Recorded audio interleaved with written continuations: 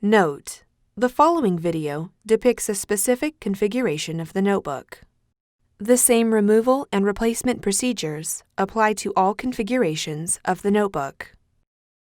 Before you begin, remove the base enclosure. Removal. Disconnect the battery cable from its connector on the system board. Important: make careful note of the routing of the right speaker cable for later replacement.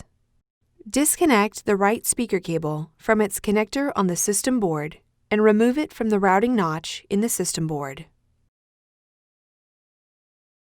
Remove the three 3.5mm P1 Phillips head screws that secure the right speaker to the top cover.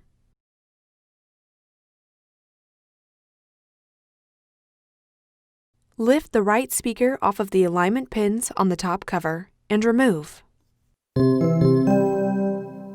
Replacement. Place the right speaker onto the alignment pins on the top cover. Replace the three 3.5mm P1 Phillips head screws that secure the right speaker to the top cover.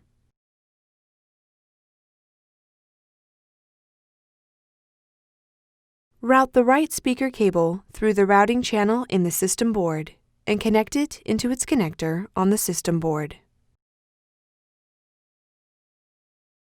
Connect the battery cable into its connector on the system board.